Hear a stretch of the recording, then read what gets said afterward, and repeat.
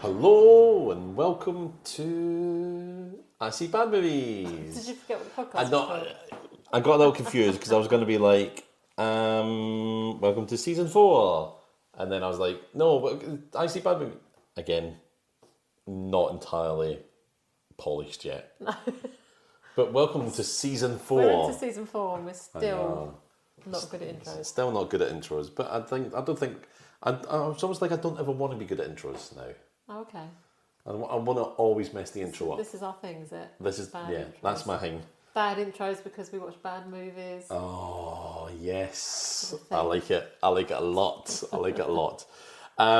So, yeah, season 4 of I See Bad Movies. So, we've had bad horror movies. We've had killer objects, killer inanimate objects, and then we had killer animals last season. Emma, do you want to tell the world, the whole world, what we're focusing on in this season? So, I don't know how to describe it. This season is big actors in old, terrible, bad movies. Yeah, so your Nicolas Cages, your Leonardo DiCaprios, your Brad Pitts, all of those big stars that did some awful movies a few years back. Some quite a long way back, and others maybe not so far back, but yeah. There's some of them are more recent than others, which is a bit sad for them. Concise way though. How do we say that in a concise way? Big actors, bad movies. Yeah. Big stars. That's the one. Big stars, bad movies. I like that. Yeah. Yeah. Maybe we should have agreed on that before we started recording. But then also, that's our second thing. Having little meetings in the actual episode. People must love that. I bet it. I bet. They're like, why should a meeting be just an email when it could be a podcast episode? And also invites the audience in. They feel like they're part of the podcast. They could maybe give a little bit of discussion and say, actually, we'll read the comments later, and we've already had the meeting, but we'll add them to the minutes of the meeting. We'll do that. Exactly. Yeah. So tonight, Emma. Yes. We are watching a little movie called Critters 3. And should we explain why we're going straight to Critters 3 rather than watching Critters and Critters 2? Yeah, so Critters 3, obviously, you've not seen Critters 1 or 2. No, I haven't. And you really don't need to. There are small furball aliens that eat things, okay? However, tonight, we are watching Critters 3 because it is the debut film, feature film debut is what I'm actually looking for, of Leonardo DiCaprio. Oh, is this his first movie? Cause I think this was his first what's he in Gilbert Grape then? Because that's a young... Yeah, he was older. After this? Yeah, Gilbert. I'm sure what's in Gilbert Grape was after this. Titanic was after this. Yeah, Titanic was definitely after. And obviously Romeo and Juliet was after this. But yeah, this is Critters 3 is from 1991. Okay. And people say it's his first movie, but I wonder if he was in other movies before, but maybe he's just like his first sort of known first speaking part, maybe something like that. Okay. But yeah, Critters 3, and that's why we're watching Critters 3. We're going straight to it. So, would you like to know a little bit about Critters 3? What wouldn't I want to know about Critters 3? I want to know everything, and I think the synopsis is like one sentence long, isn't it? It is, yeah. So what I'll do is I'll read the second synopsis, which is, so like I don't know if you've ever seen this, everyone, but when you go to like IMDb, there's like the main synopsis that you're watching, or that you've got, I should say, and then there's always like a second synopsis or a third synopsis, and they're written by anonymous people. So the first synopsis that you have: the tiny furball aliens that will eat anything or anyone set their sights on a Los Angeles apartment tower. Nice. Okay, but I'd also like to bring your attention to Ross Hawley of Leeds University, I think, Leeds Academia, UK. In what appears to be a cross between Critters and the towering Inferno, the residents of a shoddy LA apartment block are chased up to the roof by hordes of the eponymous hairy horrors. I actually like saying hairy horrors in my accent. Hairy horrors. I am quite excited about this because I've seen the Critters as well because we watched the trailer. Yeah. So I think this is going to be quite funny. I think it is. I'm hoping for... So you haven't seen this? I've not seen Critters 3. I've seen Critters 1 and 2. Oh, okay. Many, many years ago. So in the original Critters movie, the critters are talking and they're talking in their own little language, and there's always subtitles for them. Oh, okay. And the two critters chase a family into the farmhouse, into a farmhouse, because it's the land near a farm. Yep. And those two critters on the porch talking to each other and like, oh, let's just go in there and eat them. And, and they're talking away. And it's like, what are they going to do? They can't stop us and blah, blah, blah. And you just see this little shotgun come out of the front door and blows one of the critters away. And the other critter looks and goes, oh, fuck, like that. Yeah. Now, cut to me being like 5 or 6 years old. I'm sitting watching Critters. Did you watch it when you was 5 or 6 years old? Yeah. I watch a lot of films that I shouldn't have watched when I was that age. Where were your parents? They were in the room. They were there. Okay. I watched Terminator. I watched all sorts of things. I remember watching RoboCop when I was too young at my aunt's house. Oh, I don't know if my mum knew. That's a great film. Yeah, I watched that when I was probably too young to watch it. Yeah. But yeah, Critters at 5 or 6 sounds a bit extreme. So I was showing off, me showing off. Can you imagine? I can't imagine that, David, for a second. I remember so in our house. I don't know why, right? We had our sofa on the corner of the room, so there's like a space behind it between the walls, and I'm sitting on the back of the sofa and I'm reading the subtitles out, and when the critter gets blown away and the other one goes, oh fuck, there's me, 5, 6 years old. I'm just reading out the subtitles. So I read out, oh fuck, and I realised what I did. Than 5 or 6 if you were reading them well. No, I was quite a good reader. I was always a really good reader. But when I was reading them, I was like, oh fuck.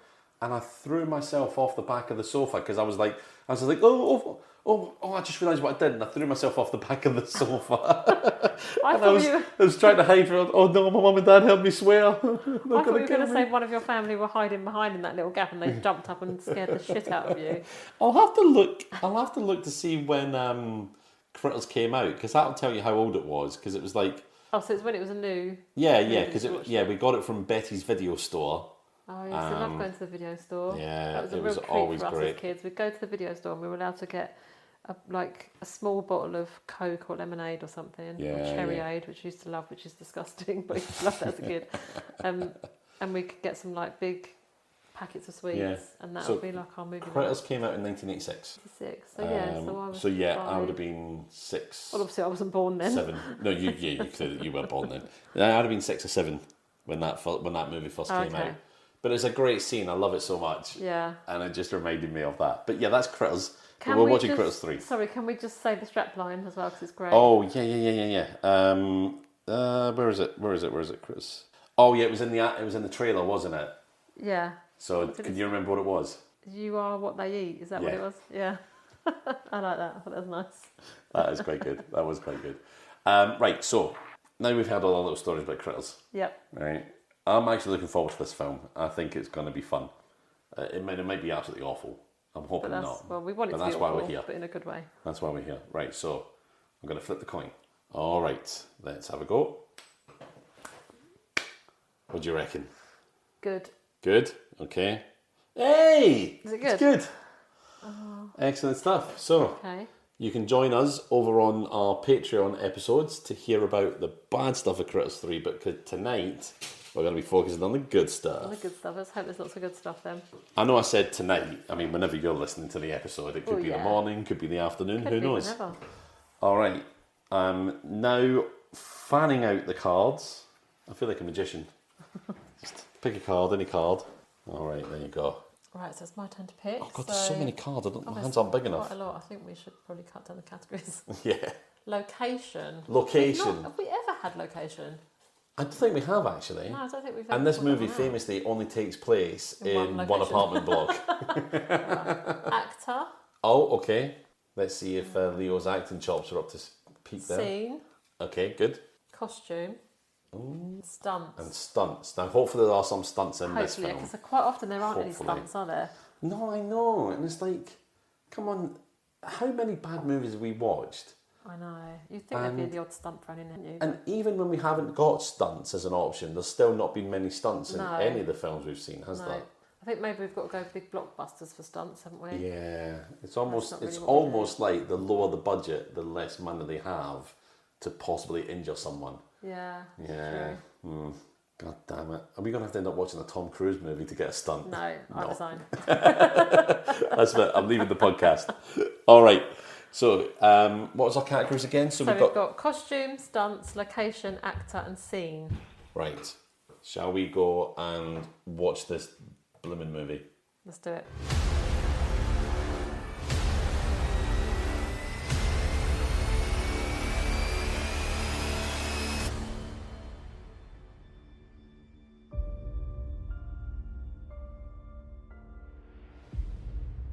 Welcome back, everyone. We've just watched Critters 3. We have, and it was great. Yeah, actually, really. This is bad movies. It was bad. It was but in a good way. Yeah. Oh, I'm so confused. But yes, so bad it was good. So bad it was good. I did enjoy it. I enjoyed it as well. It was really funny. I don't feel like we're meant to enjoy these movies though. I know that, but that's the thing. I think the trouble is we enjoy bad movies, though. That's the trouble. Yeah. You know, who would want to listen to someone who didn't like bad movies watching this? Because they'd be like, "Oh, see that The Room? Dreadful. Yeah. No one watch it. Never watch it again. I ain't watching it. It's rubbish." Well, I guess, this is the whole point of the podcast, isn't it? We're reviewing the movies so that we can recommend or say don't waste your time. Oh, don't get me wrong, there are some bad ones that say don't waste your time. Yeah. You know, there absolutely have been. Like, I wouldn't say, like, House Shark, awful, don't waste your time. Awful, yeah. Birdemic, awful, watch it once but never again. Yeah. And you can tick it off. Like, yes, absolutely watch this. Yeah. It's great. Absolutely. And I think this is one of these ones, actually, definitely give this a watch. Yeah. So yes, but we'll get into talking about the film properly in a moment. So just a little bit of a heads up to everyone. Critters 1 and 2, you technically don't have to have watched them to watch this film. No. There is one recurring character from Critters 1 and 2, not the Critters, by the way. And it's a character called Charlie. Charlie's in the first two movies. In the first film, he's a local sheriff or deputy sheriff, something like that. And he meets up with the bounty hunters who deal with the critters. In the second movie, he's now one of the bounty hunters going after the critters. He turns up in this third movie and he's still hunting the critters, but he's not an awfully big part. He's at the beginning and then he's in at the end. Yeah. That's all you kind of need to know before we go on about it. But yeah, so are you ready to go through the synopsis? Can you remember it? I enjoyed it, but we enjoyed it. We've recorded this a couple of days after we watched it. I know that's the trouble. Because the worst thing is we live very busy lives, don't we? Yes. And so when we get together, we're like, one night we'll watch the movie, and then a night later. To be fair, we normally do 2 consecutive nights. We do. This week, however, was a bit different. This week was quite different because of bank holidays and life generally. So bear with us because we'll be working through it. So, but I remember the beginning. Yeah. So we meet the family that have got, I can't remember any of their names, so that's only good. So there's 2 kids and parents, isn't there? And then there's Leonardo DiCaprio and his dad. Yeah, they there meet is. in the very beginning, don't they? Yeah, they do. So is it Marcia? No, Marcia's the friend later. Oh my goodness, this is bad, isn't it? We can't even remember the cast name. I think Josh is the young son. Annie? Is it Annie? Annie or Anna? It's one of those two, and that's really depressing that we can't remember that much. Annie, it's Annie's the daughter. Right. Okay. Yeah, Annie is the daughter. Annie and Josh. Yeah. And their mum and dad, and then Leonardo DiCaprio is with his stepdad, is it? Yes. Yes, stepdad. Yeah. They meet in the very beginning, but that's just pure coincidence, isn't it? Are they in a car park or something? They're in a car park. They're both driving towards, I want to say San Francisco. I'm pretty sure it's San Francisco. I'm sure it is. They're driving into San Francisco. They are. We find out quite quickly that Annie and Johnny are the son and daughter of, don't really hear the dad's name. No. I don't think he's just dad. Who's recently widowed, I think. Oh, sorry, they haven't got a mum, have they? Yeah. Yes, so I think they're recently widowed. Yeah, so they're with their dad. Yeah, Marcia is a neighbour, but I get the feeling that Marcia will end up being stepmom in the not too distant future. Yeah. And Leonardo DiCaprio is with his stepdad, who's not a very nice guy, is he? Yeah, that's right, because they meet up in a car park on the way because they are I think it's interesting. It shows you the very difference between our main cast and Leonardo DiCaprio's family. It turns out that Leonardo DiCaprio's stepdad is the landlord of our main characters as well, which does play a really important part later in the film. Yeah. They pull over because they get a flat tyre, don't they? They're driving along, they get a flat tyre, and they are all over the road. So the dad starts fixing the tyre. Johnny and Annie go off to play in a nearby sort of green area. Yeah. Yeah, and that's where they meet Leonardo DiCaprio's character, who's called what? Oh, God. What's he called? Leonardo DiCaprio's character. Now you're testing me. Is he Josh? He might be Josh, because you've got Johnny. You've got, he's Josh. He's Josh. Yeah, he's Josh. Yeah, you're right. So they meet and they chat, and there's lots of little like shots. They allude to there's something in the bushes, or there's something here, there's something there, but you don't see anything.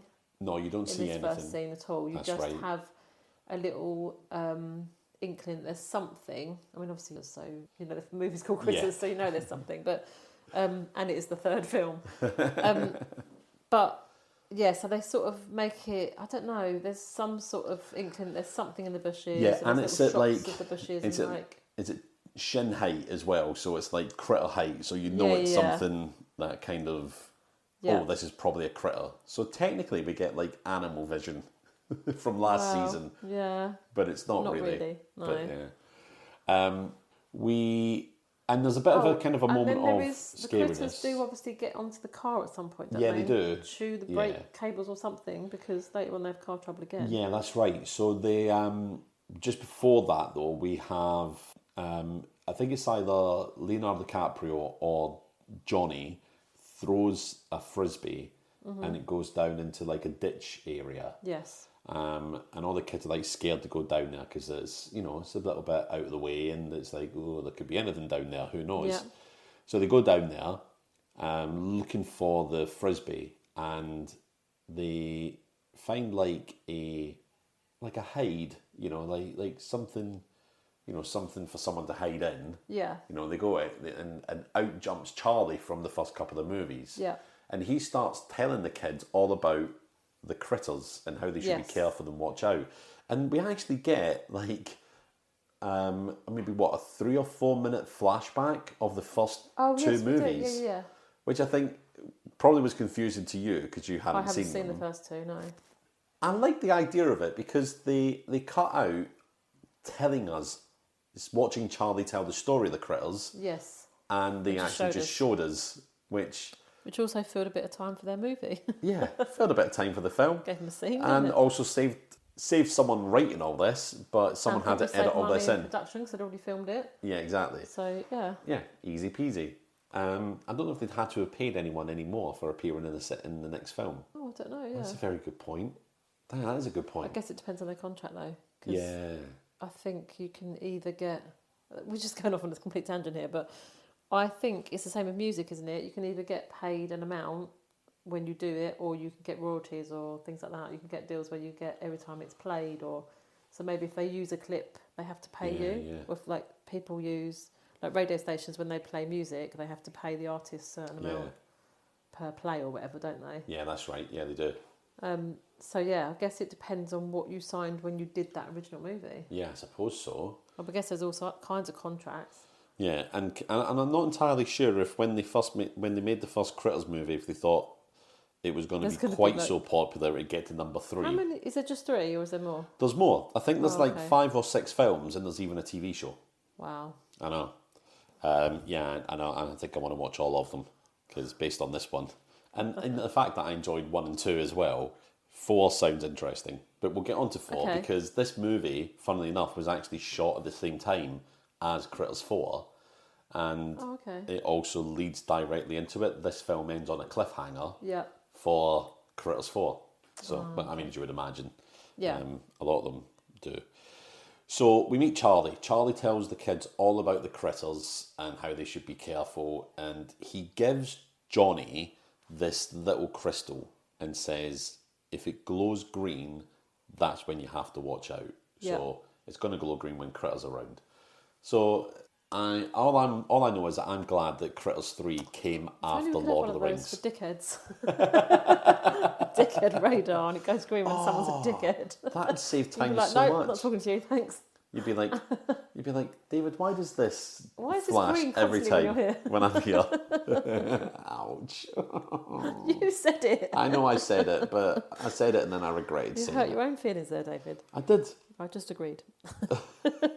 I thought if I hurt my own feelings, then it won't hurt as much when you hurt them. Did you think I was going to be like, oh no, don't be a little bit of me thought it, and then I remembered who I was. Who you are. Yeah, I remembered. Oh, I've got my own crystal growing green right now. No. But yeah, so Johnny has this little crystal, and it doesn't really amount to much. I don't think they believe him today. They don't. No, they think he's talking don't. a load of rubbish, don't they? Because it's like, yeah, whatever, mate. You're some bloke hiding in a little den talking about living critters, in the woods, like, scaring kids. Clearly on a lot of drugs. Don't think we'll listen to you. I think Leonardo DiCaprio's character Josh actually says something along those lines. Yeah. You know. So they get back to the car. Dad's changed the tyre. We don't see anything, do we? But the critters have got to the car, haven't they? Yes. So they changed the tyre and they're ready to go. But what we do see is that there are eggs in the wheel arch of the family car. Yeah, they're in there. But the dad has accidentally... No, he doesn't accidentally break one. He breaks it when they get to the apartment. Yeah. So they're on the way there, but at this time it cuts towards the apartment that they're going the apartment to. Block, yeah. The apartment block. And it's in a state of disrepair. It's, the elevator isn't working. We find out later deliberately, for don't the rats. we? Yeah. Yes, deliberately. So not the landlord, the handyman, the superintendent of the apartment building, is that what they're called? In America, don't they? Yeah, I think so. Please correct us if we're wrong. If you're a superintendent of an apartment building, then let us know what your job title actually is. He's a piece of work.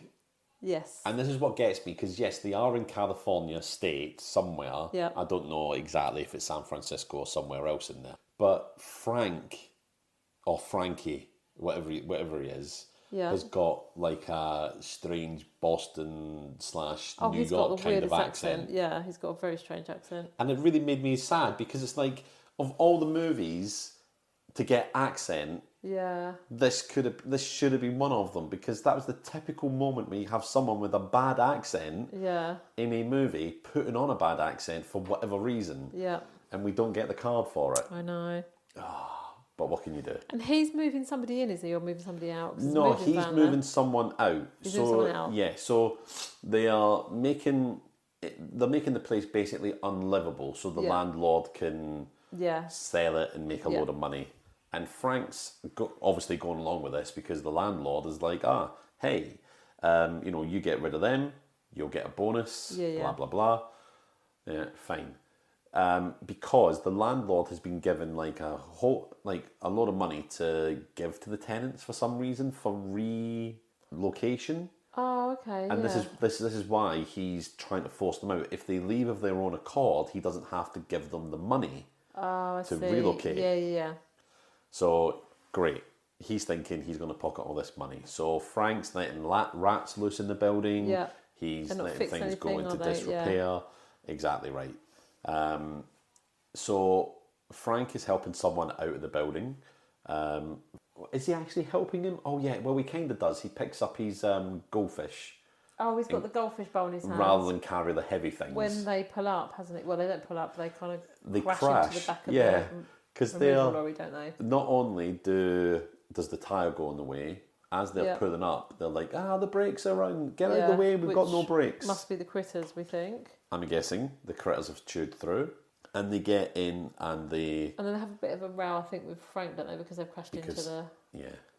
And then we see one of the critters We don't see it. Do we see it? No, we have kind of critter No, we don't see vision. it. Again, it's just like something. I don't know how to explain this. You're aware that something jumps out from under the car and goes down to like a basement window. Yes. And breaks through the window and gets into the basement. Yeah, which is Frank's kind of it's where office slash workshop slash laundry. Yeah. It's where everything seems to happen. Yeah. Like Frank's little base of operations and laundry, etc. And there's also a broken egg on the ground, which I don't seem to batter an eyelid at. No one really pays attention to it. They see it and they kind of like, and they don't really do anything about it. It's bizarre. Because the dad breaks it because I think he puts his hand under the car to look at the brakes or something or find out what's going wrong. But they don't really, they look at he's got this gunk in his hands and he just... Yeah, there's always goo, isn't there, if it's something like this? Always goo. You got to love a bit of goo in these movies, I suppose. So the critters in the building. One critter at least. One critter at least, but then later on there's more. Later on, I think. Do they come out of the eggs as well? I think there's 4 or 5 total in the end. Yeah. And I don't know if it's because I don't know if like this one lays eggs. Or can they reproduce like gremlins? Yeah. Gremlins can just if you get them wet, they just pop out little fur balls of. Yeah. Yeah. God, imagine that every time you got wet, you just had babies. I'd be like, I'm not going out if there's even a spot of rain. Or is it like Jurassic Park, where the dinosaurs in Jurassic Park were spliced with like only like female frogs or something. So they're only females, but in certain circumstances they'll become male because of a lack of... Oh, yeah. So I don't know if it's that sort of thing. I don't know enough about critter lore. If anyone knows about critter lore and you're listening to this... Well, critter biology, surely, not critter lore. Well, yeah, critter biology. Yeah. Now, Frank is back in the building, and it's good to know... Go into the building as well. Yeah, they all go into the building, they all get in. We meet Marcia, who's... quite a handy-looking woman. She looks like she knows what she's doing. She works for the phone company. Yes. That's one of the things she does. I think she's very much into the dad. Yes, definitely. Absolutely. We meet Rosalie, who is That's the woman that puts her laundry down the laundry chute, doesn't she? It just all falls on the floor. Rosalie, who's kind of like a bit of a bubbly, nosy neighbour, but not in a bad way. She's really friendly and people like her. Yeah. You've got an older couple living upstairs as well. And that's the only people that live in the building. You've got the family, Marcia, Rosalie, and the old couple. We find out that the old couple are the man of the old couple is really into the supernatural and aliens and that sort of thing. Yeah. But he kind of thinks it's all real when they tell him the story of the critters. But he shows them some news clippings of. Yes. Stuff that had gone on previously at the farmhouse in Critters 1, etc. We have... so we kind of spend a little bit of time meeting the residents. Yeah. Before we go downstairs into the basement with Frank. Yes. And this film actually has a very, very small body count. Only 2 people die in this movie. Only 2 people. And the first person to die is Frank. Yeah. So Frank's in the basement.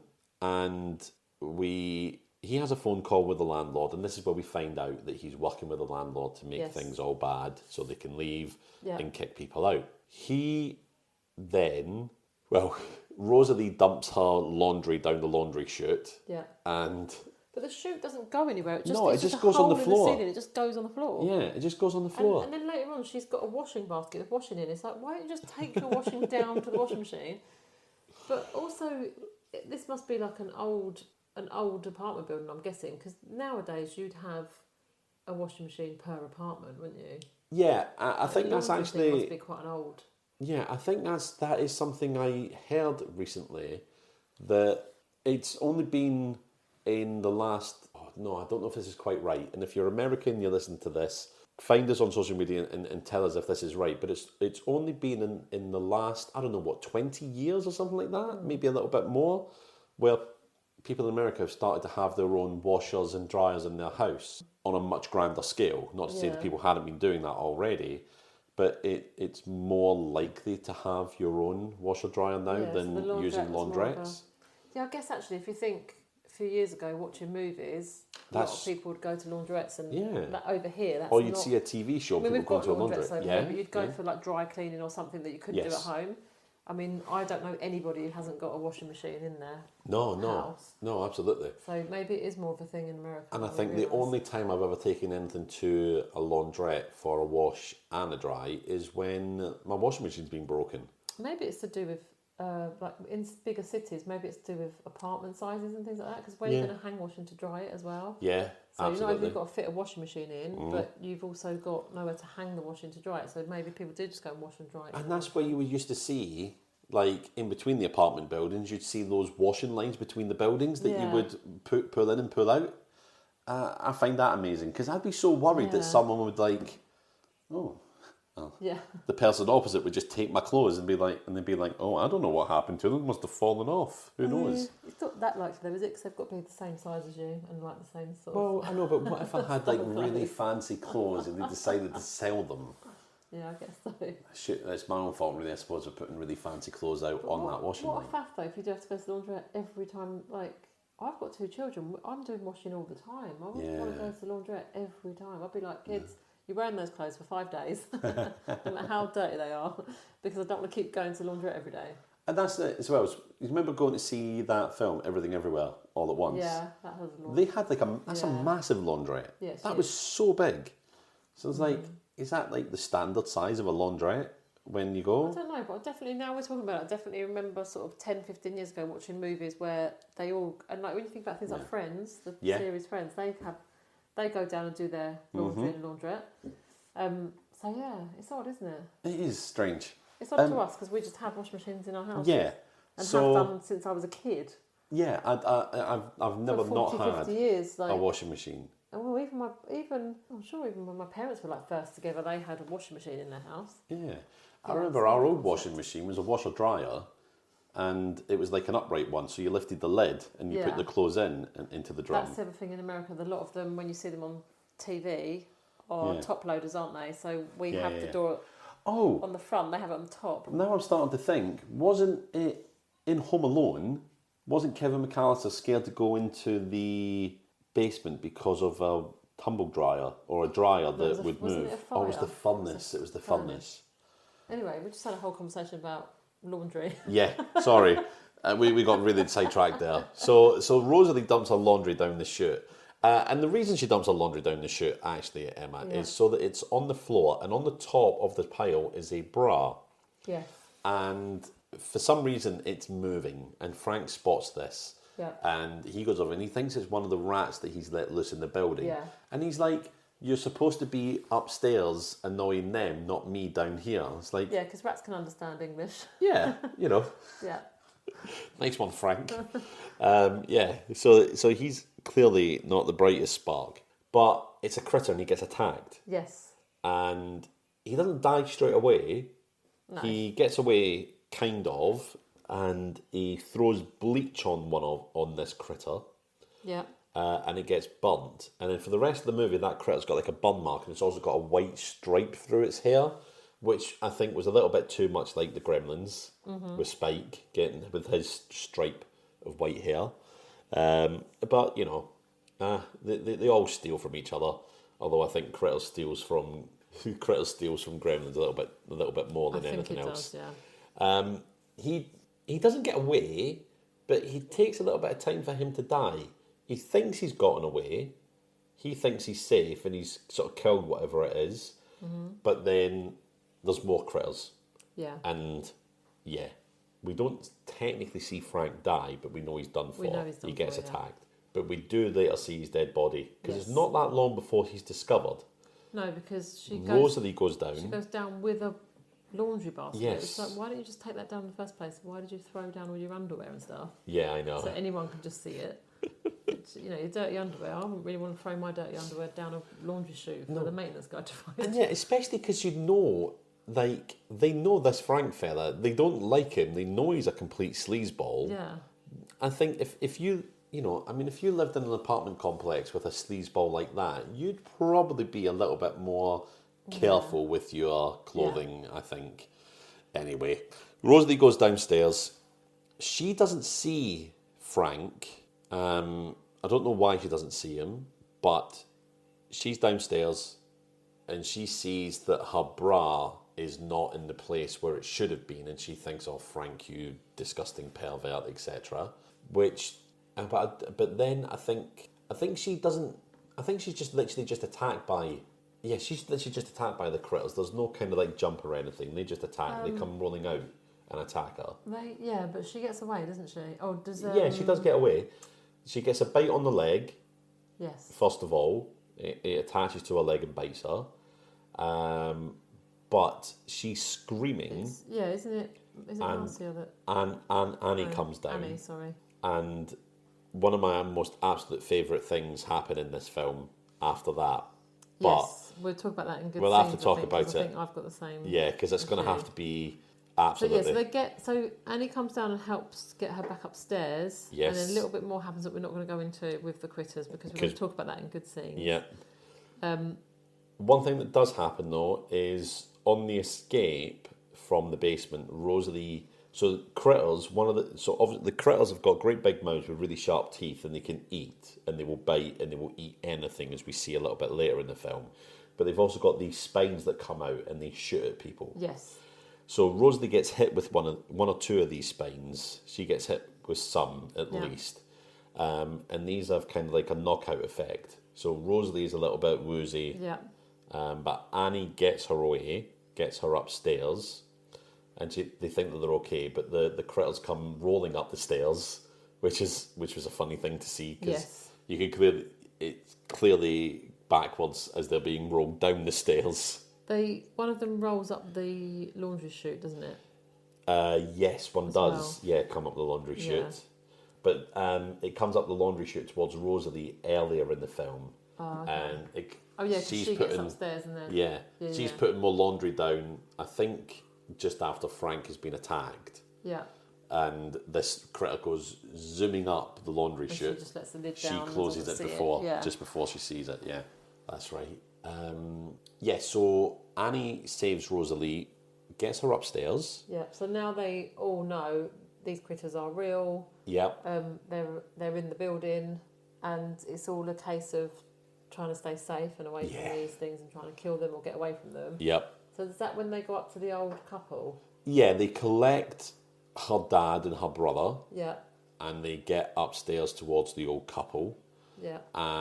There's a couple of little bits in between, because the dad, because they get attacked on that floor again. Yeah. The dad gets a load of spikes in him, but they get him upstairs and get him into the old couple's flat away from them. Yeah, so the old couple live right at the top, don't they? Yep. Yeah, they do. So they live right at the top, and they all get to the old couple's house, and they get in, and they are trying to think of a plan of how to. Do they try to think of a plan of just how to escape or how to kill the critters? Well, I think first of all it's how to escape. Yeah. But also how to stay safe from them, because they know that they can get into the apartments because they've seen them biting through stuff. Yeah. So the old couple they've discovered have got an attic space, because they're right at the top of the building. They know about the attic space, don't they? Because they've got stuff up there, so they know that exists. So and aren't they looking for some blankets or something up there? Yeah, because Rosalie and the dad are injured, so I think that's why, and they think they might have to stay up there. Yes. Yeah. So they get up there. But in the meantime, as they're getting up there on the ladder, the critters get in, don't they? Where do they come in from? They come in through the doors, and they bite through the doors, and they get in through. Yeah, because I know as they're trying to climb up the ladder to get into the loft, the critters actually come into the room. Yeah, they're getting attacked again. And then we have this again. I want to talk about this scene, but there's the critters all in the kitchen having a great time. Before they get up in the loft, and before that happens, the landlord turns up. Yes, with Leonardo DiCaprio. Yeah. Because now what he's doing is he's coming in and he's going to tell everyone. Frank, or have they already seen him when Annie was down? I can't remember. No, who does he find? I can't remember who he finds. Does he find someone dead? No, he doesn't. No, he doesn't. he goes, I can't remember exactly where, but the landlord is turning up because he's going to tell everyone that their rent is tripling. Yeah. Just to try and force them out again. And he takes Leonardo DiCaprio with him. And Leonardo DiCaprio is playing obviously he's the stepson of this man, and he doesn't like him, he hates him. And he clearly hates the idea of forcing people out of their homes. Yeah. So this character's got some redeeming qualities. He's not just a brat, which is why Annie falls in love with him, of course, later in the film. It's probably a more believable love story than Titanic, to be fair, isn't it? Yeah. You know, even with the critters. Although, I have to say that Annie looks about 20. Josh looks about 12, even though he's 17 in this. They're the same age as well, yeah. So he definitely looks too young for her, so it's a bit weird. But that is Leonardo DiCaprio. Well, yeah, he still looks young. Well, he looks more like his age now, but for years and years, he looked way younger than he was. Far younger than he was. The landlord, he's in someone's apartment, and I think he's going to find Frank. Yes. But when he gets into wherever apartment Frank lives in, he finds, in fact, there are the critters in there.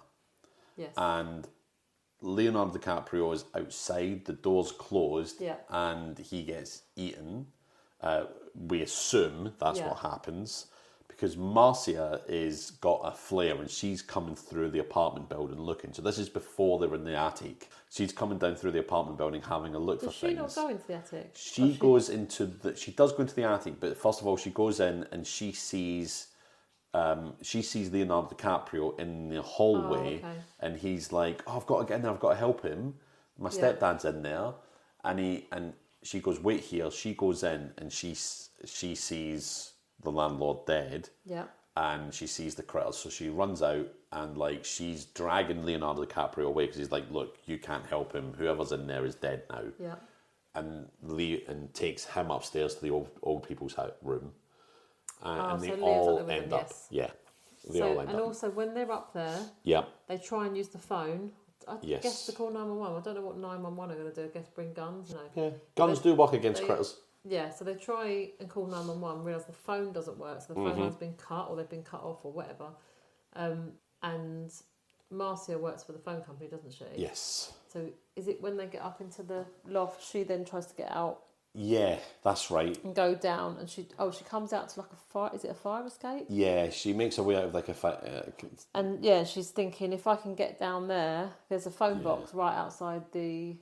That's right. Actually, yeah, it's a phone box. What she's actually trying to do is she goes out of the building. For some reason, there's these wires that go out around the house at that level, and they're quite precarious. But she's going to try and go, instead of going through the phone line, she's going to try and go directly into the line that comes into the building and talk to the operator that way. Oh, yeah, because we've had that conversation. We were like, how are you going to do that? Yeah. She was like, I'm going to tap the wire or something. We were like, I work for the phone company. 2 cups on a string? Like, what? What is the thing where you can just put a cup on the end of the wire and that works, does it? Well, we didn't understand how she was going to... The thing is, we don't have to understand because Marcia works for the phone company and Marcia knows what she's doing. Well, she doesn't, because she tries to go out on these wires and then she falls, doesn't she? And she ends up hanging by one of the wires. That's the thing, because we think... Like, she falls and you think, oh, that's the end of Marcia. Yeah. But no. no. What then happens is some of the funniest things I think I've seen in the movie for a long time. We've got to talk about this later as well, because it's one of my favourite scenes. Well, it's kind of an ongoing, it's not just one scene, is it? Yeah. But she ends up with her ankle is like wrapped up in a wire and she's dangling head down. Oh, she's about a foot off the ground, but she's not upside down. Yeah, she's upside down, so she can't really get herself upright to untie her ankle, I guess. That's right, yeah. But it just so happens there's a phone box right there, right by her. So the plan now is, if she can get to the phone box, she can call 911, but she's hanging upside down, swinging on this cable. So she can't get to the phone box. And that we'll talk about that later, because that whole bit is hilarious. So she's doing that, isn't she? And then in the meantime... Is this when the critters are having a great time in the kitchen and they're having food fights? Yeah, the critters are having a fantastic meal of a time. Which is actually quite funny. I did find that bit quite funny, because they're such little characters. Yeah. Like they're just like pissing themselves laughing at each other and throwing food at each other, and it's like they've done it really well. It's really good. It was good. Yeah, and that's one thing that I've enjoyed about the whole Critter series is they're not just evil monsters just killing or whatever. They also give them a character, or they're mischievous, like the Gremlins. Like the Gremlins. Like, but you don't hear the Gremlins talking to each other. Whereas, I mean, they do talk to each other, but the critters do talk to each other, and you get the critters have a little subtitles. Language. Yes, they have a little language, which is just sort of noise, isn't it? Yeah. And then we get subtitles of what they're saying, which I thought was a nice little touch. But they're not, at this point, they're not bothered about the people. They're not bothered about chasing after the people. They're just having a great time in the kitchen, trying all the food and throwing it at each other and making a mess. And so they sort of forget about the people in the loft, I think, don't they, almost? It's almost like, we'll just have a good time playing with it now. Having fun, yeah, absolutely. But unfortunately, what's also happened is a flare has ended up... it wasn't a flare. It was... I can't remember what it is. Something starts a fire in the basement. I can't remember what it is. What is that that starts a fire? You've got chemicals that Frank had thrown. They've landed on laundry. Yeah, what sparks it? Something... Oh, that's right. Marcia kills one of the critters with a flare in its mouth. Oh, yes. And burns it up. And it goes down the laundry chute, lands on the laundry. Oh, yes. And then eventually this critter... eventually burns completely, setting light to the laundry, starting a fire, and then the whole basement goes up. That's it. That's what happens. Okay. And we've established that. So there's a fire. Marcia's dangling outside. The critters are having a whale of a time. And then I think, do the critters then turn their attention on them upstairs, don't they? And start... because they're no longer safe in the attic space and they have to make their way onto the roof. And I can't quite remember why they're no longer safe. I can't remember either. God, this is an awful review of this movie. Let's just say there's a reason they end up on the roof. There is a reason they have to go up on the roof. And they go out on the roof. Charlie turns up. Charlie turns up. How does he... Oh my God, this is bad. How does he get into the film? The second time round. I know it's after, so I think the elevator's involved. Yeah, because I think Annie goes downstairs to try and get out. Yeah. That's right. Marcia goes to use the phone. Yeah. Annie goes down the elevator shaft. Yeah. To go and get help. But as she's downstairs, she bumps into a critter, and that critter lets out an almighty sort of piercing cry to alert the other critters. And that's when Charlie turns up to save Annie and get her. And they climb back up the stairs. Yeah. But by that point, there's a bit of a standoff with Charlie and the critters. Yeah. And he's like, don't take your eyes off them. And they're all just kind of watching each other. Because he's blown one of them away, but then he gets a jam in the gun.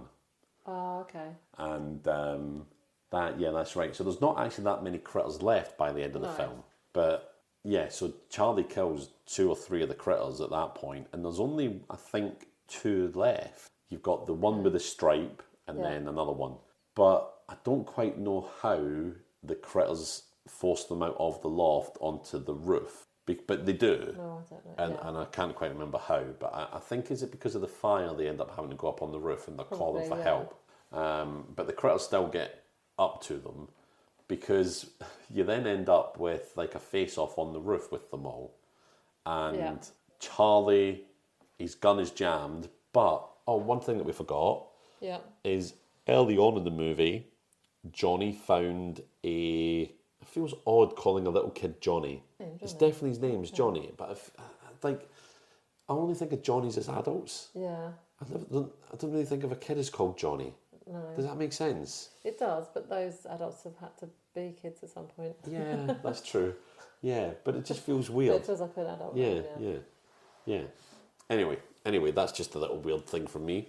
They found kind of like an electric bullet early in the film, and they're like, "Oh, what's that?" Because it's literally a bullet with like some electrical stuff in it rather than gunpowder. Yeah. So they're on the roof. They got kind of like a face off with the big bad one, the big critter with the white stripe through its hair, and Annie just gets the jam out, remembers she's got this other bullet, puts it in the gun, and fires it. Yeah. But it sends her over the roof and Charlie over the roof. Oh, the other critter dies, and they're hanging off over the roof now.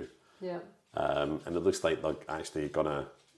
Oh no, they're gone. Yeah. But no, they're dangling. Oh no, it's not Anna that goes over the roof. It's little Johnny that goes over the roof. I can't even remember. Right. What the hell? And in the meantime, has Marcia managed to phone 911? Well, she's made it to the phone. She's got the phone. And she started making a call, but then she slipped and let go. Oh, yes. And she went flying away again. Yeah. I know. So Johnny's gone over the roof. We think he's dead. Charlie's over the roof. We think they're gone. But no, Annie goes over, finds Johnny, pulls him up. Charlie's dangling. And then he drops and lands on the family's, what would you call it? It's like a mobile camper van.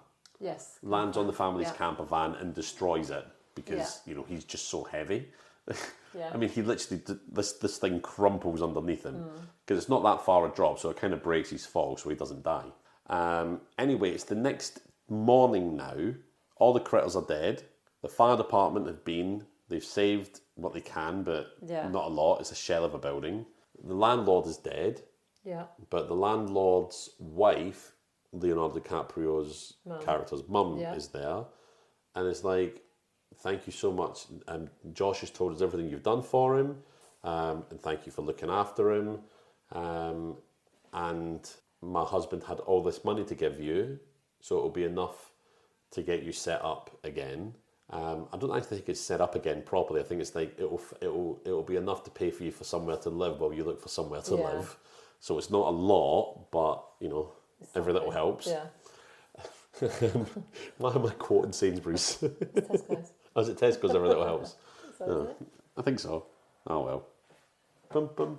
Other supermarkets are available. Other supermarkets, yeah. Unless Tesco's or Sainsbury's want to sponsor the podcast. Well, if they wanted that, fine. Because absolutely fine.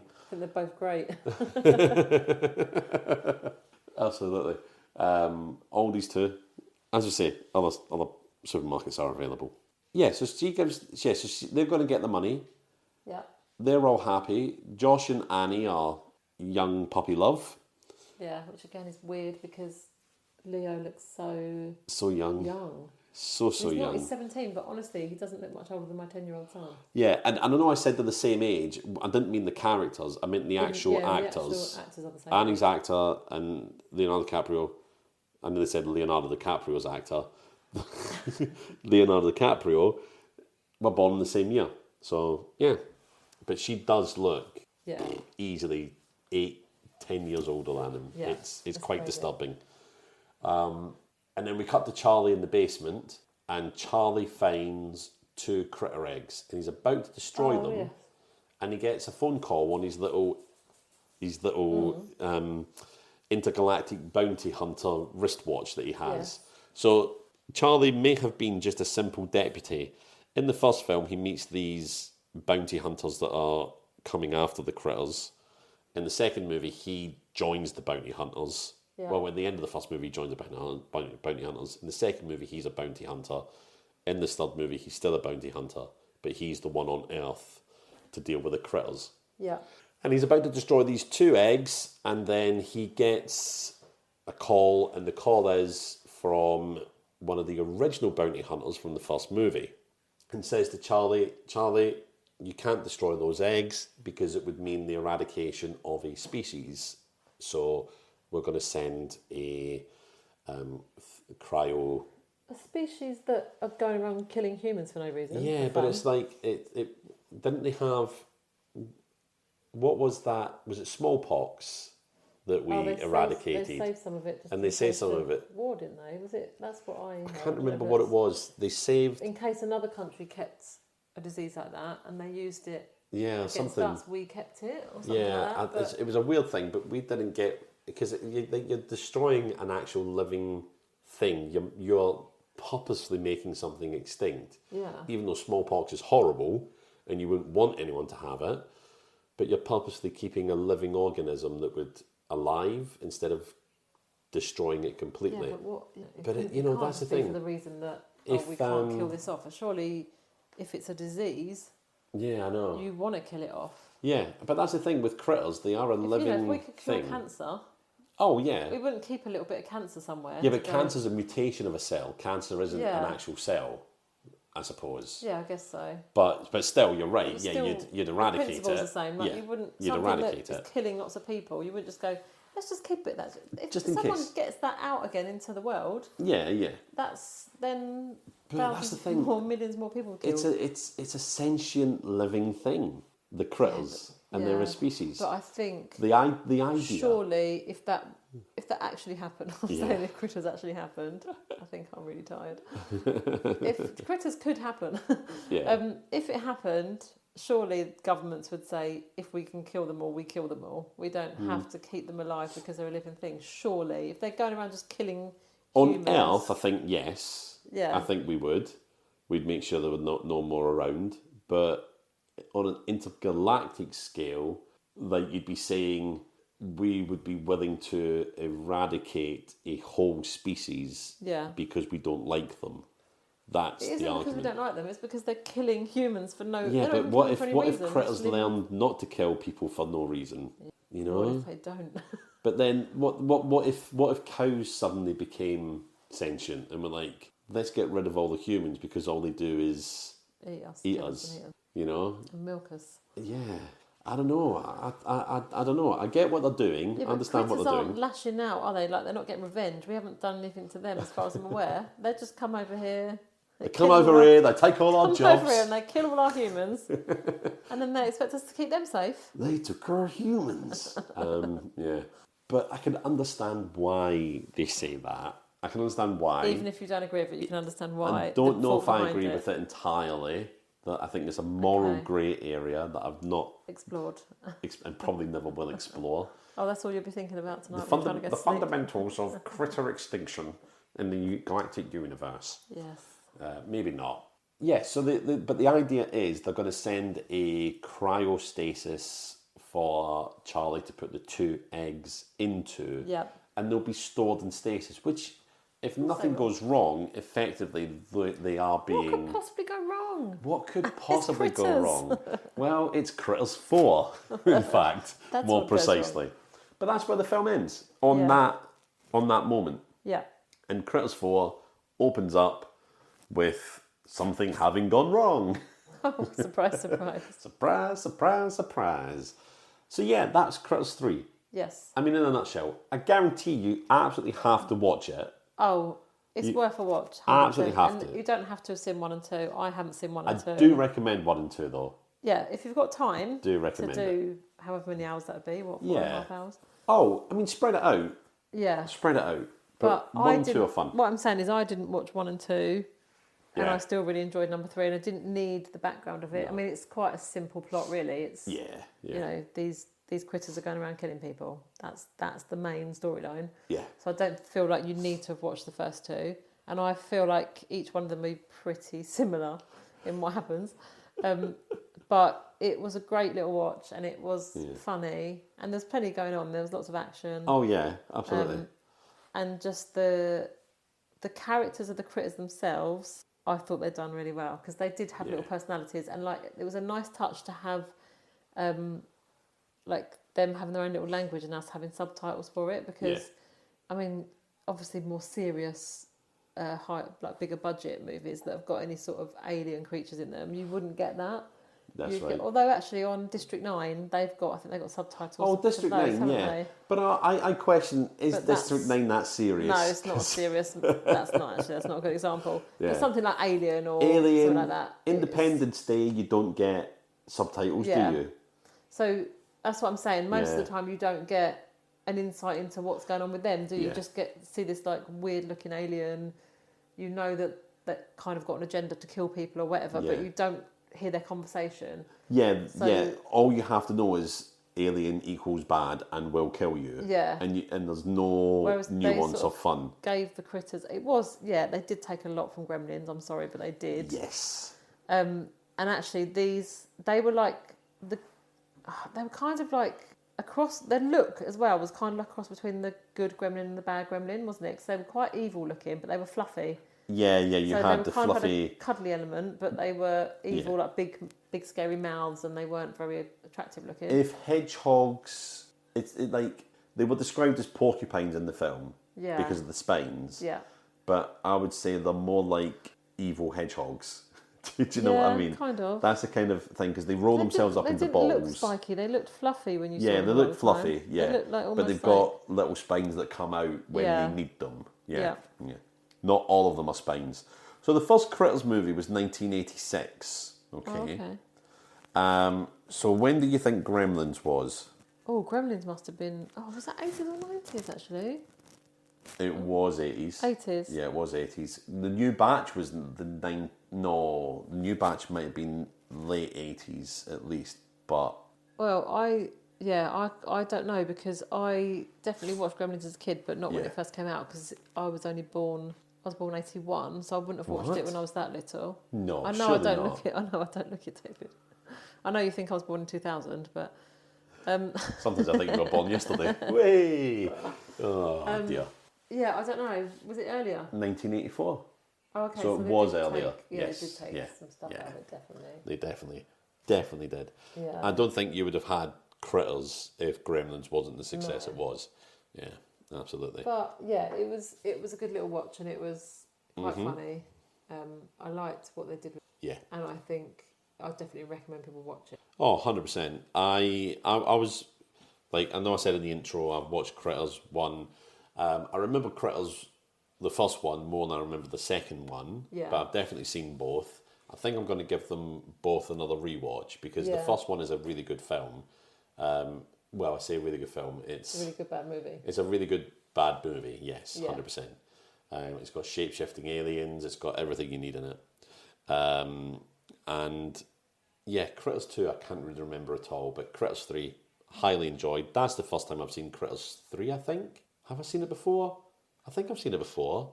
Oh, have you? Or I've seen bits of it. No, I don't know. I remember the opening, but I don't think I'd watched all of it.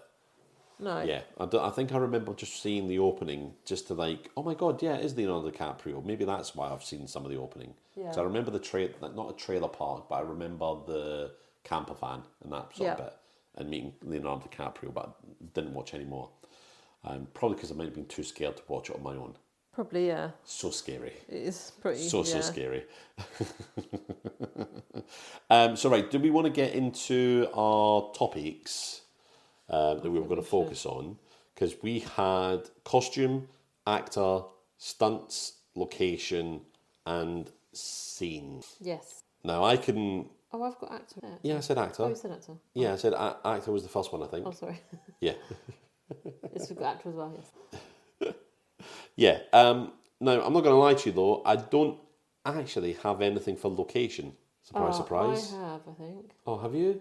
Oh, yeah, location. I haven't got anything bad for the flip side, but I just put the laundry room because a lot of shit went down in that room. Okay, yeah. So that was... Oh, no, yeah, when you say location, there was the bit in the beginning where they met when they had a flat tyre. Oh, aye. And then there was the apartment building, really. It wasn't... Yeah, there wasn't much. Wasn't any other location, so... If anything, the location, you could probably break it down more into the different rooms that they were in the apartment building. So, yeah. And I agree, the basement... The laundry room, a lot of stuff went on in... Yeah, the basement. A lot of stuff went on down there. But that was it. There wasn't... Yeah, like I say, it was really just an apartment building. Yeah. Most of the movie, so... Yeah, and a particularly run-down apartment building. If you'd gone to view an apartment in that apartment building and you saw the laundry room looked like that, you probably wouldn't take an apartment there, would you, at all? No. No. Well, if you saw any of it, none of it looks... Yeah, true. Good, it was quite... But the laundry in particular was pretty awful. It was indeed. Yeah, so that's all I had. Yeah, I think we can quite easily move on from that. Location, so stunts. or actor, costume. Well, costume, I don't have anything for costume. No, because again, costume, I haven't got a good or bad costume. Sorry, I have got a bad one, but good. They were all just dressed in sort of normal clothes. There was nothing particularly... I was kind of hoping that, knowing the Critters universe, we'd have the outer space bounty hunters, and we'd maybe see a little bit of a space bounty hunter, but we only had Charlie, who was a human with human clothing. So, you know, we didn't really get much interesting. No. Everyone, as you say, the only thing I don't even know if I could say if it was good or bad, might be like Frank looking like a bit of a greaser, you know, because he was a little bit out of the ordinary. But I don't even know if I could say it was a good costume. He just looked slightly out of the ordinary.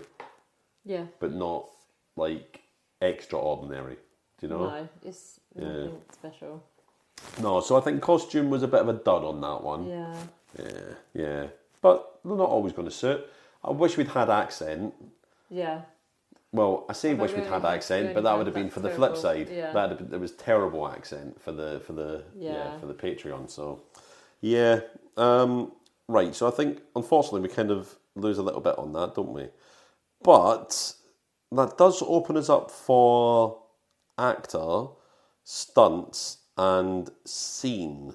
Now, what do you want to start with out of those three? I've got a few stunts. Oh, go on then. So I liked it. Well, I don't know if you can count this because it was the critter. Okay. I quite liked it when the critter, because what they do is they roll into balls, don't they? Yeah. So one of them rolled into a ball and rolled up the laundry chute. So it's kind of hitting the side. So I quite like that. Yeah. So imagine like Sonic the Hedgehog when he goes down in his little ball. Yeah. And I loved the way they just rolled into little balls and went flying everywhere. And then when Marsha's climbing the ladder to get up to the loft, at one point one of the critters flies up towards her and she just kicks it away. Yes. But it's awesome because it's like she's on a ladder. Yeah. She's coming towards her, but she just does this like almighty kick. It's a full-on wallop, isn't it? Yeah, she just wallops it away and it does go flying. And then obviously I've got the most obvious one, which you must have as well, when Marsha goes to repair the phone line, falls and gets tied up with the cables by her foot. Yes. And she just swings for ages towards the phone box and then back again. And she's the whole time she's doing this, she's saying, yeah, no, yeah. So it's like she goes towards the phone box, yeah. And then she swings away from the phone box, no. And she does that for fucking ages. It is so long, but it's so funny. It's so funny because she's so close, but then she just swings away from it. And it would be the most frustrating thing ever. Also, but at this point we also see there's a ladder right near, like going down to the phone box. Yes. So like, why didn't she just go down the ladder? And why was she balancing? Unless she had to go on the wires to get to the ladder, I don't know. Well, no, that's the thing. There was like a fire escape ladder, wasn't there? Yes, she wasn't even heading towards the phone box. That's the mad thing. She was heading towards the phone line going into the building. Yes, it's weird. And I don't know why none of them thought, let's just go out the fire escape. There's a phone box right there. Yeah. So anyway, so she's still swinging there. So a couple of scenes later, she's still swinging there. Keeps cutting back to her and she's still swinging there. And we're laughing every time we cut back to her. At one point, she does actually get the phone and then she drops it, doesn't she? And she swings away from it again. And there's also a bit where, so they've killed one of the critters and a bit of the critter's dead body falls from the roof, I guess. Yeah. And it hits her. And she drops the phone. Yes. So it's just, that bit's just really funny because it's like, no, it's just so frustrating. The whole thing is so, and they keep it going for ages. She's just swinging there. I was like, she has such a headache. Like, all the blood would be rushing to her head. She'd just be like so frustrating. But yeah, it is really funny. They hit that note. They hit that slapstick really well all the way through that scene. Yeah, that was is a good brilliant. scene. That was. And you're right. I think the no, yeah. Just in time with her swinging. It just made it funnier, didn't it? Because it's just like, you can imagine the frustration of getting so close and then swinging away again. And just to be there for that long. And I like the fact they did other things and then they cut to her again and she's still there. Yeah. She's still swinging. Because I guess who's going to cut her down? Everyone else is upstairs. Yeah, and it's a quiet neighbourhood as well. Yeah, and it's night time. There's no one around. It's like really walking around. And we don't actually know what time it is, but it's dark, isn't it? So it's dark, middle of the night. We have And what I liked about it as well is it wasn't just consistently her swinging back and forth. It was, as you said, her getting the phone and starting the call to 911. I don't know if it's 911 or an operator to say, get us 911 or whatever.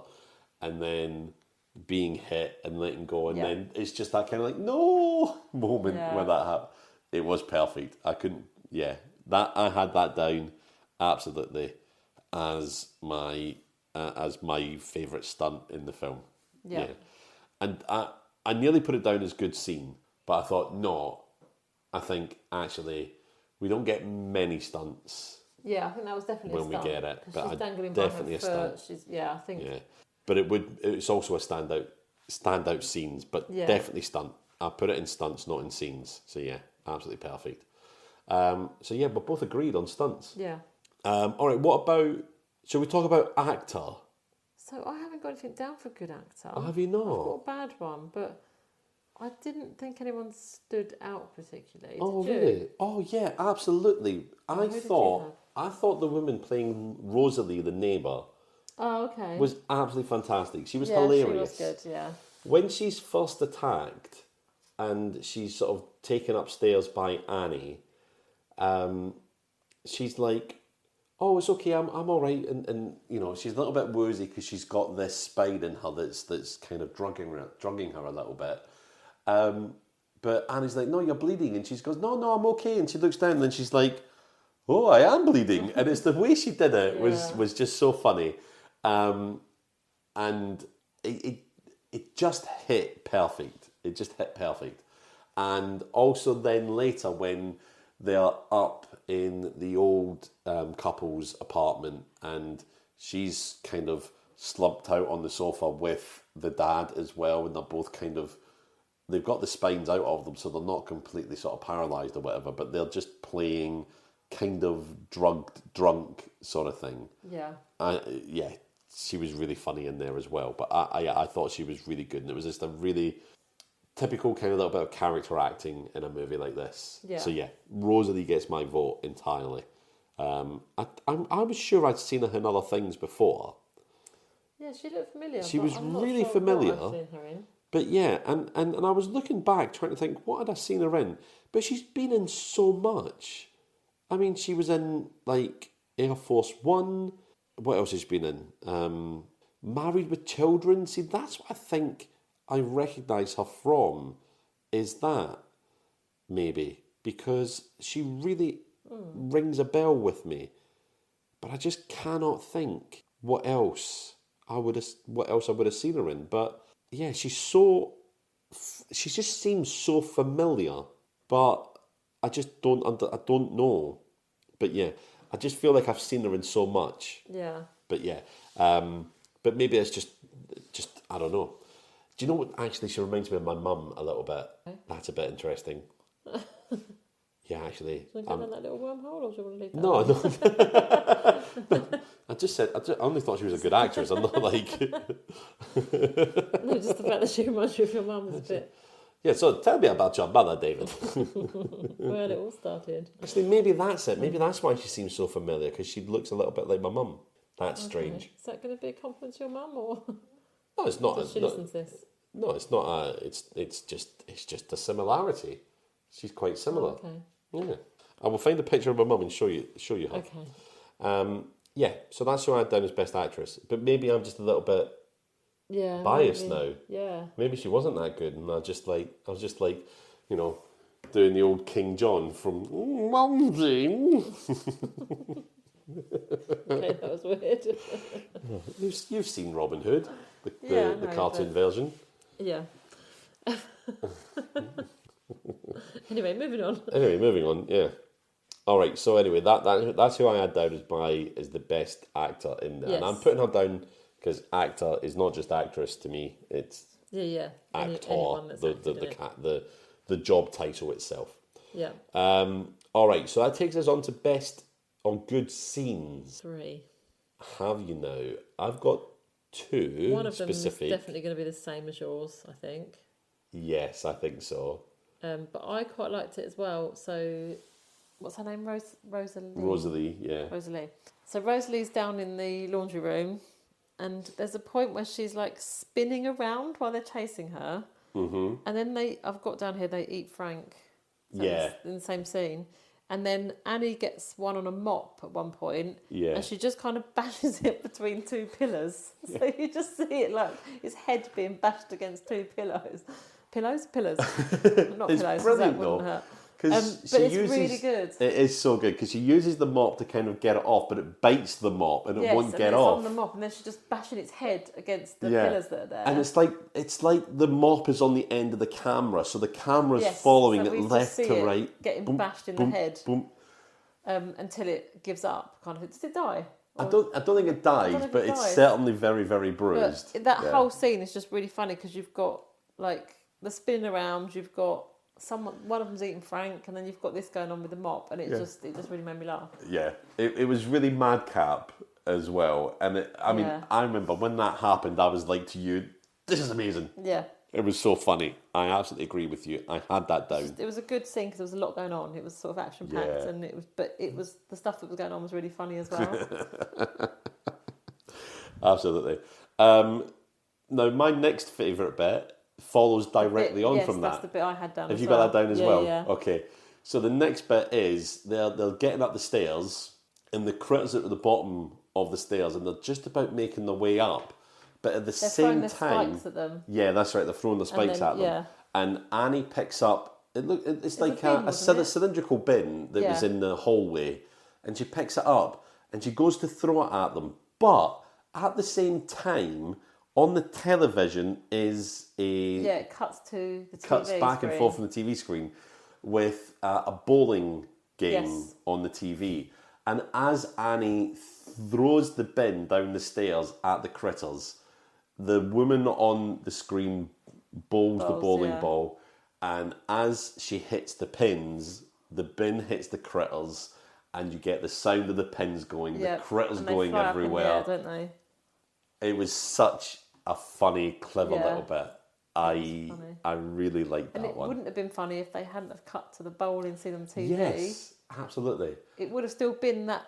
It would have still been the same action, but you wouldn't have thought of bowling as much had they not have put that into your head, I think. And I hope, I wish that was the idea, that they filmed that and they were like, right, we're going to cut it in with this.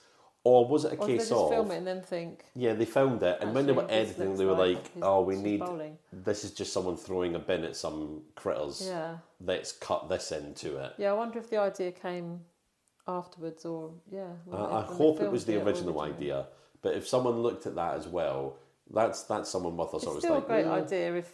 Whenever it came, it's great. Even if someone looked at that scene and thought, actually, do you know what would really work in there? Yeah. It's still a great idea. It is still a great idea. And it worked really well. Yeah, it really did. But you've got a third one down. Yes. So was that your two then? That was my two. Yeah. Oh, okay. Straight, so really, really concurrent. I've got, at the end, when they're in the loft, the old couple wrap one of the critters up in a blanket. Oh! And Leonardo DiCaprio, so Josh, is he called Josh? Yes. So Josh clubs it with a torch. That's right. Whacks it on the head with a torch. And then the old lady stabs it with a meat cleaver. Yes. I remember her getting the meat cleaver out in the kitchen early in the film. This is my favourite line in it as well. Oh, okay. We didn't have lines, but I wrote this down because it was so good. So someone says to the old couple, have you got a gun up here? Mm-hmm. And she just appears with this massive meat cleaver and says, how about a meat cleaver, dear? That'll do. I mean, a gun would be better because you keep distance, but meat cleaver's going to work if you can get... Oh, yeah, absolutely. Get in the right position. And I think it's the same critter. Yeah, you're right, because... Sorry, no, it's not the same critter. That's not what I mean. Because I'm thinking, I really want to see some meat cleaver action now and see this happen. And yeah, because you think, Leonardo DiCaprio's beaten that one to death, but no, he hasn't. And that meat cleaver action, I was glad it was finally used. Yeah. Absolutely. And again, like we had last season, I like the fact that they use different props to kill. Yes. Like, it's quite nice that it's not just one method, it's whatever's to hand, you kind of pick up and go, let's try and kill them with this. Yeah. I like that because it's kind of like, what would you pick up if you're in a certain room? Like, what would you pick up first and what could you possibly whack them over the head with or stab them with? Or So yeah, there was a few different killings, but the one on the end of the mop was probably my favourite, I think. Yes, I must admit, I thought that is when I knew, okay, we're in for some fun here. Yeah. I think with that one, definitely. But like you said, I was really glad to see we got some meat cleaver action. And yeah, you have to see. Although actually, one thing that annoys me is the trailer for Critters 3 has the bowling moment in it. Oh, does it? Yeah, oh, no, it does. That'd be a Yeah. nice little surprise, though. I know. I'm glad I didn't watch the trailer then. Yeah. I think I showed you the beginning of the trailer. I don't think because we joked about how you hadn't seen 1 and 2, and it's like, you need to give me a presentation. And I was like, oh God. It's like, oh well, you've dailed me now. I have to do it. Yeah. But thankfully, the Critters 3 trailer, the beginning of it, is actually Charlie's story to the kids. Yes. So it's like, yeah, watch that. That's it. But yeah, I think that was my favourite scene. But you said you wrote down some lines. No, that was the only line. That was the only line about the meat cleaver, because I just thought it was really funny. Because I didn't have any other lines myself. I didn't have anything. There wasn't anything from the other categories that really jumped out at me. No. Either, you know, there wasn't. That was a good line, but that was just particularly it. Yeah. Special effects, I think, were great. The critters were really good practical effects. Yeah. You know, they. Apart from good puppets. At one point, oh no, but I've got that in my bad scene. I'll talk about that in the flip side. Yeah. Yeah, there was one bit where I didn't think they looked particularly good, but that was only one scene. But the rest of the time, yeah, I know what you mean. And the fact they had personalities and you believed they were real. I know it sounds stupid, but you kind of believe. I always like it in a movie when you're sitting there almost believing these creatures are real. Yes. Even though it's ridiculous. Yeah. Because they've got such personalities, you kind of forget for a second that these aren't real little creatures. And the thing is, I think I love the fact. I would imagine now, right, that if Critters was made now, they'd be CGI, wouldn't they? It'd be CGI, yeah, 100%. You'd maybe have some practical effects, but I think not many. We've really lost that. Like, don't get me wrong, it's amazing what they do with CGI. And when you look at some movies that are pretty much all CGI, and you can't tell, and it's amazing what they can do. But we've lost the theatre of, like, you think of something like Labyrinth or something like that. Yeah. You couldn't do that with CGI. That's puppets. It's got to be puppets. And it's got to be that. And the work that's gone into that as well. Like, people making those props and those puppets. Like, it's that movie wouldn't work any other way. Yeah. It had to be like that. But kids now don't get that. They don't get that. Like, if I show my kids something like that, they're like, oh, this is rubbish. This looks rubbish. Yeah. Like, what's up with these puppets? That's the joy of it. Is like it was actual puppets. But I think it's because we were brought up on things like the Muppets and Sesame Street we didn't have so CGI, on. did we? Yeah, so, we just didn't have it. Any graphics that we had or any special effects that we had were awful. Yeah. But you know, we made do with what we had at the time. Obviously, like films in the 80s that had special effects at the time, we thought it was great. Mm-hmm. Looking back on it, you think, yeah, that looks really shit. But you think, you kind of, I don't know, it gives a film that other dimension, I think, if it's actual props and puppets rather than CGI. Yeah, and there's nothing worse as well, like when... Like you're watching, well, that was the chair, by the way. Just point out. There's nothing worse as well when you've got an actor supposed to be looking in the eye of a CG character, and their eye lines don't quite meet up. Yeah. There's nothing worse. It just pulls you right out of it. Yeah. And as you said, it's like you feel like these critters could be real. You almost. I don't know. I think it's like the same with the Gremlins as well. You almost, for a few seconds when you're watching it, every now and then have to think to yourself, oh yeah, these are just like little puppets. These are just little puppets, They're not actually, because they give them such personalities, your brain almost tricks you into, these are real little guys running around like causing mayhem. It's like a little dog or something. It's like, no, they're not real. So, but I think that's because they give them so much character. Had they not have given them so much character, I wouldn't have felt like that. But I think it's because they're mucking about in the kitchen and they're laughing and they're joking, and it makes them more real, doesn't it? It does. But they've done that really well. They have given them Agreed. Character and personality, which was great. It added to the movie a lot, I think. Oh, absolutely. It was one of my favourite things about it, I think, is actually like the special effects of the critters and them being actually there in the room. It's definitely, I think, increases the whole movie for that fact. Yeah. Yeah, absolutely. Any other notable mentions? I don't think so. No? Should we score the film? Yes, I think we should. I think we shall. So, am I going to do the usual, make you go first? Or shall I go? Are you? Do you want to go first? I'll go first. I'll go first for a change, because I feel mean. But I do know what I'm going to score it, so okay. I don't think you're going to sway me either. I'm going to go with a 4 on this. I really enjoyed it. It's got the right amount of humour. I think it could do with a few more deaths. Yeah. That's one thing that's lacking. Things like Piranha brought in... had a load of like random deaths and a load of... And people who you a wanted... lot of extras, yeah. And people who's kind of, horrible characters that kind of needed to die as well. So, great, fine. And also people who you maybe didn't want to die as well. And that, that's fine. I think a movie should do that. But with Critters 3, the 2 bad people die and everyone else lives. Yeah. And that's a bit too twee for me. Yeah. But otherwise, I think it's fast-paced. I didn't feel bored at any point. Yeah. It gets... there's a little bit of preamble and... but there's... Well, I guess every movie's got to set up the story, it's got to set up some sort of story. So you've got to know who the characters are, what they're doing. Yeah, exactly. So you have to have a bit of that. But the good thing is, it's not like 45 minutes like Birdemic. No. Yeah, it's very quick into so the it's quite quick into it. And once it starts, it doesn't let up. Yeah. It's interspersed with really funny moments. It's not particularly suspenseful. No, there's no sort of jump You're not scared. You're not... Yeah. There are times when critters jump out, but you're not jump scared. Not like Crawl. I think Crawl was actually... Crawl had some jumpy bits, It did make me jump a couple of times. Yeah, absolutely. And I think, if there had been more deaths and maybe, some people you didn't expect to die. Yeah. Not just bad people. Yeah, and like you say, maybe a bit more suspense and... Yeah. So a little bit more of a body count, I think, would have probably bumped this up to a 4.5 to a 5 for me. Okay. But it's still really enjoyable, still lots of fun. So I'm giving it 4 stars. Yeah. Okay. What about you? Well, I'm actually giving it 4 as well. So I'm quite surprised that we've agreed, because we normally have quite different scores. But yeah, I thought I enjoyed watching it. Yep.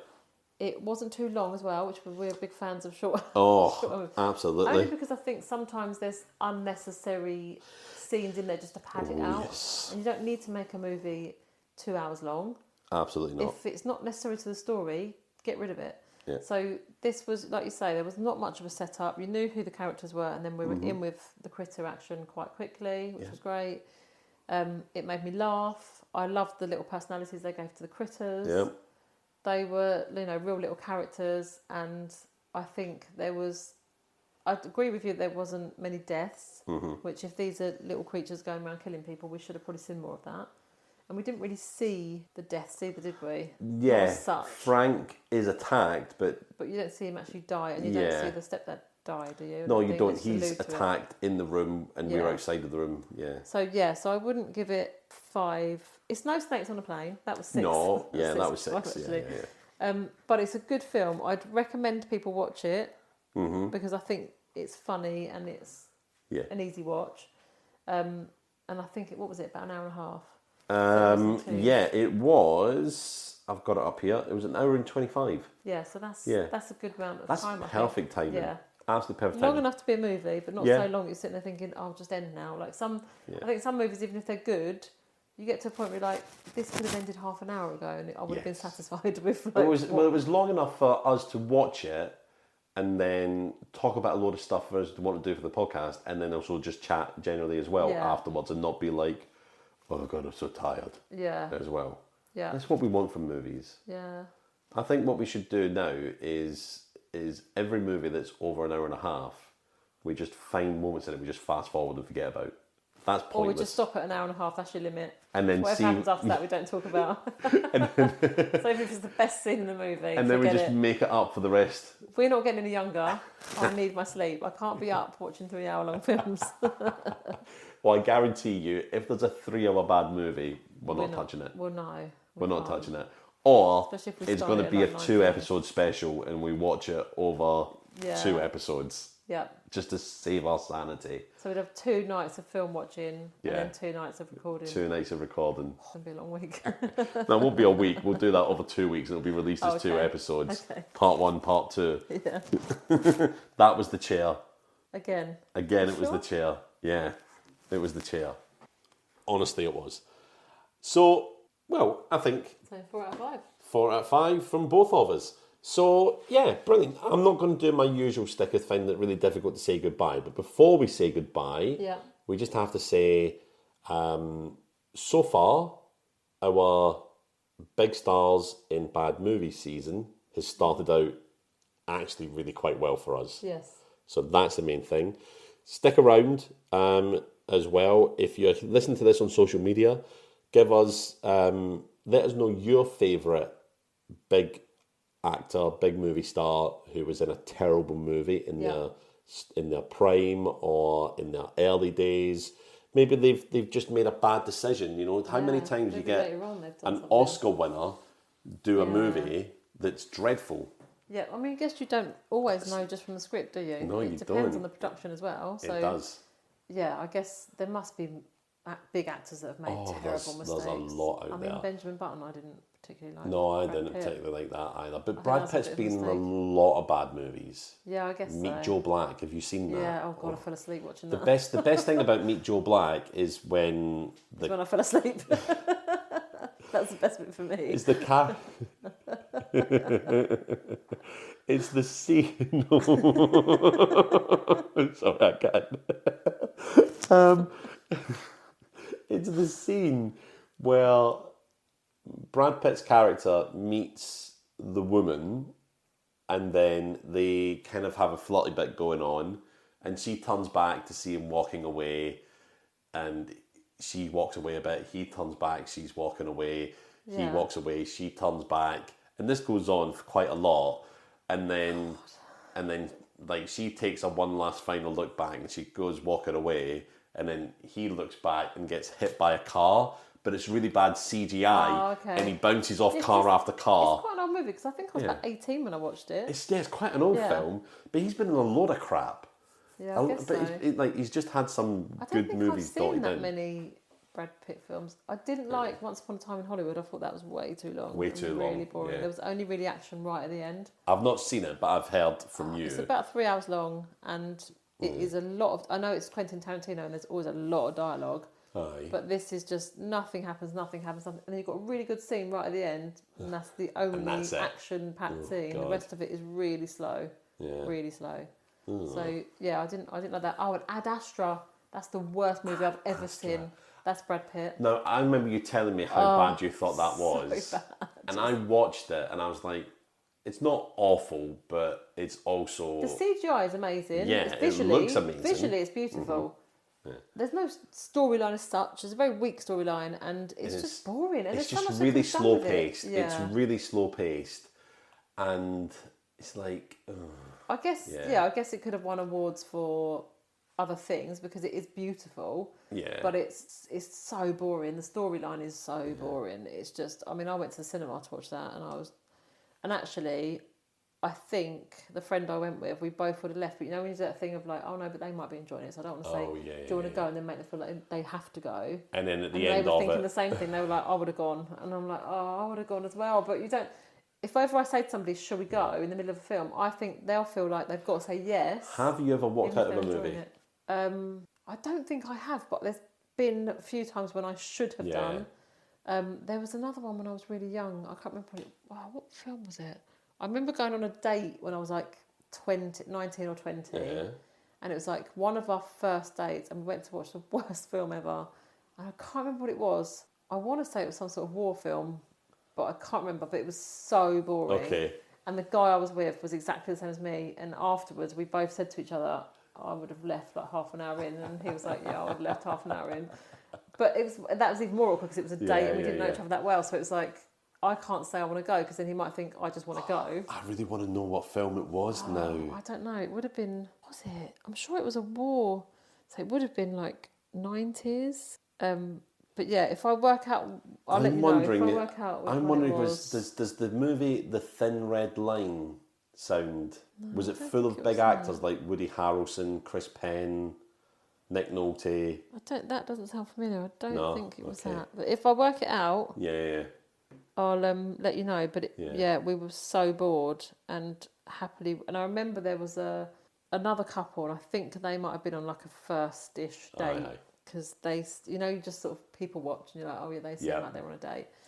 And this woman was so annoying as well. So she was like laughing all the way through, but like, I mean, it wasn't even a funny movie, but she was like groaning or laughing or making, when someone like makes really loud noises that you wouldn't make at home. If you're sat at home watching a movie, you're not out loud making all these noises. And she was really over the top, like with the guy she was with, like trying to be all like giggly and like flirting with him and stuff. And I was like, you're so annoying. I bet that. No, if I was on a first date with someone and they were doing that in a movie, even though I didn't like the movie, really I'd be annoying. Like, that's it. We're not having a second date. That's it. Yeah. All right. So you're gonna have to find out what that movie was. I'm gonna have to find out. Yeah. But let us know in the comments what your sort of favourite terrible movies with big stars in are, whether it's early career, a bad decision in the middle of the career, or they've gotten really old and you know that they're just doing this to fund their very expensive life now and just bump up their pension pot.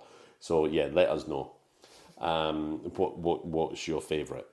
But also you can join us over on the Patreon to listen to The Flip Side, motherfucker. Well, we're gonna be talking about the bad bits of Critters 3. I think we're going to struggle. Which I think we will struggle with. It's a really good movie. Because it was good. I've got a few bad bits down, but not I haven't got many amount for it. But anyway, you can still come and join us over there because you might not get much out of the Critters 3 episode, but there are 18 other episodes of The Flip Side that you can come and join us on for $5 a month. If you like reminiscing about the olden days, 80s and 90s. Yeah, we do go off on tangents a bit. When we talked an awful lot about washing even machines more on the flip side, I would say we go off on tangents a bit. I think we get a bit delirious towards the end of the evening. Yeah, we do a bit. Just waffle on. Yeah, but you can find us at patreon.com/ICBadMovies, or you can follow the links in the episode description and find us all of our social media via our link tree as well. Yeah. If you're not already following us, if you've just stumbled upon us because you like the movie Critters 3 and you found a podcast talking about it, come and join us. Let us know if you agree or disagree with us. But otherwise, it's a goodbye from me. And it's a goodbye from me. Bye. Bye.